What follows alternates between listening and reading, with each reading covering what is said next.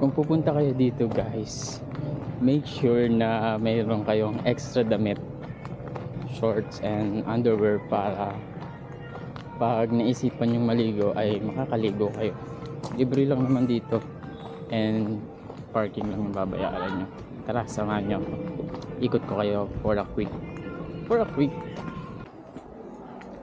dito yung daan guys, papunta dun sa may tulay. Hanging bridge. Tara, puntahan natin.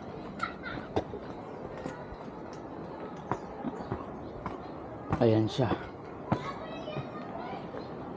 May dog. Hindi ko lang alam kung nangangagat. Ito guys, so ito view niya dito.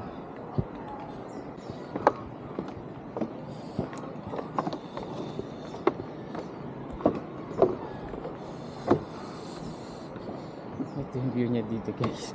Ewan ko ba ba't pinuntahan ko to. Wala naman na akong klase, uwian ko na. Tapos ito yung makikita nyo view dito. Ito, papakita ko sa inyo.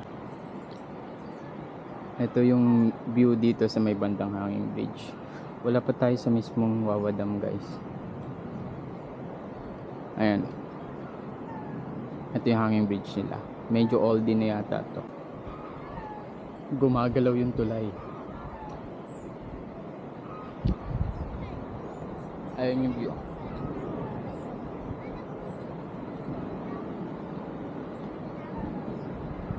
Diba?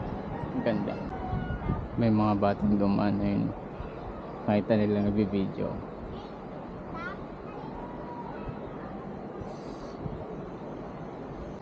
Medyo mainit na kasi almost 12:40 na. So tara, balik na tayo.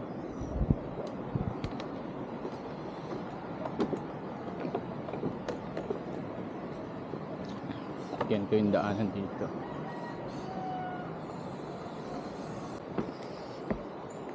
Luma na yata yung tulay nila.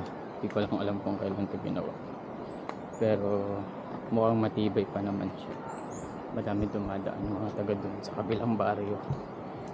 Tara, balik na tayo sa may muntos. Ito yung nagsusuporta sa tulay guys. Ito yung makapal na lubid.